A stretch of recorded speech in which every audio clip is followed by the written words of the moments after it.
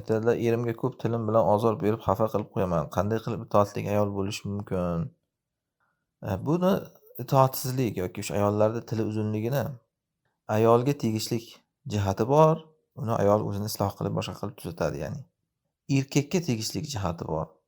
Ayolga tegishlik jihati, bir ayol masalan o'zi tug'ma shunaqa katta bo'lgan, uyida shunaqa, onasi shunaqa masalan, shunaqa eshitib katta bo'lgan, onasidan dadasiga baqiraveradi. Yoki ayol o'zi shunaqa oilada ham akalariga, singillariga baqirib, shunaqa shang'illab, shunaqa o'rganib qolgan qo'pol qilayotganda, shuning uchun erga teggandan keyin ham o'sha narsa davom etayotgan bo'lsa, endi buni imkon qadar ayol isloh qilishga harakat qilish kerak. Shu tilni qanday tiyadi desa, til tiyibdi. Ya'ni shu gapirmay, kam gapirib, imkon qadar shu o'ziga bir narsani odam bir asos qilib olishi kerak. Masalan, jahlim chiqqanda bir nimani eslayman. Mana shu bilan keyin o'sha tilim tiyishim kerakligi esimga keladi deb o'ziga bir nimalardir odam odat qilib olishi kerak hayotida, ya'ni. Belgi qilib olishi kerak demoqchiman.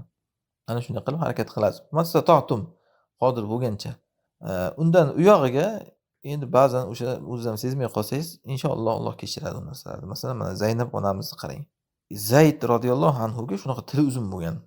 Rasulullohdan oldin Zaydga teggan bo'lgan-ku.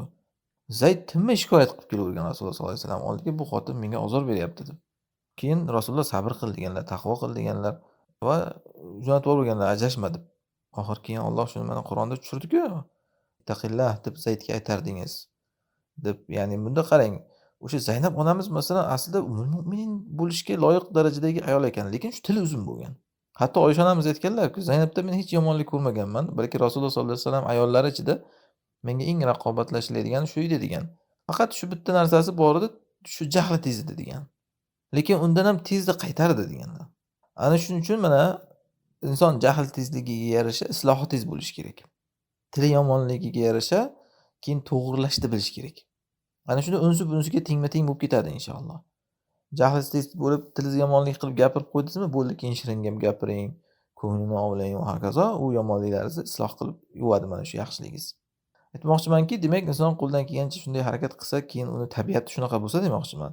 Unda mana inson o'sha yaxshiliklar qilib, uni ortidan chiroyli gaplar gapirish bilan bu ishni yuvib yuboradi. Bu endi xulq.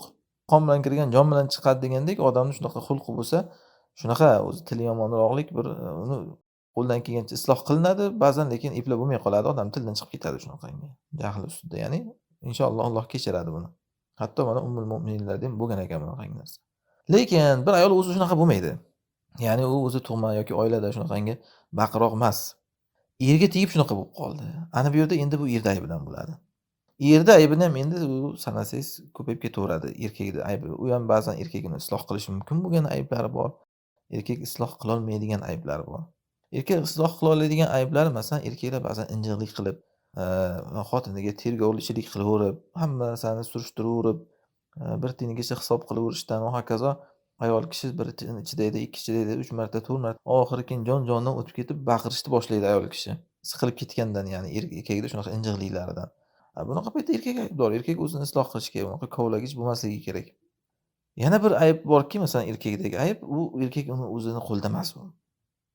Agar ayolda tili uzun bo'layotgan bo'lsa, erkak unaqa injiqligi boshqasi yo'qligiga qaramasdan, erkakdan ayol kishi qoniqmayapti degani. Uyatli gap, lekin bor haqiqat. Ko'p ayollar o'zi bilmaydi ham hatto shu narsani. Ba'zan ba'zi bilgani bilan aytolmaydi ham lekin. Erkak agar ayolga haqiqiy erkaklik qilib bera olmayotgan bo'lsa, ayol tili chiqadi. Bu yo moddiy tomondan erkaklik qilib bera olmayotganda yoki jismoniy tomondan. Ana shu ikkala tomonni biridan erkaklik qilib bera olmayaptimi, bo'ldi, ayolda tili chiqadi. Erkakka gap qaytarishni boshlaydi. Agar haqiqatdan bir xotin erkagidan, eridan o'zi to'yinsa, ham moddiy, ham ma'naviy jihatdan yoki jinsiy jihatdan ham, ya'ni ayol asli gap qaytarmaydi.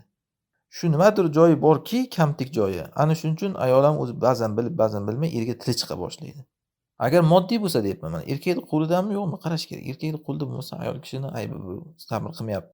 Erkakning aybi emas yoki jismonan ham masalan.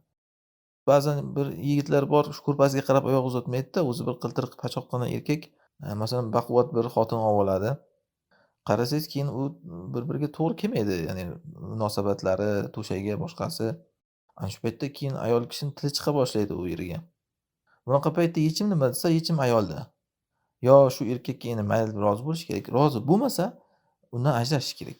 Jahannamiy xotin bo'lib yuravermasdan. Ajrash oson emas, lekin iloji yo'q. Sabit ibn Qoysning xotini shunday deb kelganki Rasululloh sollallohu alayhi vasallam oldiga: "Men erimni na xulqida, na dinida hech narsani ayblamayman" degan. Hammasi zo'r demak mana iymoni, dini va hokazo.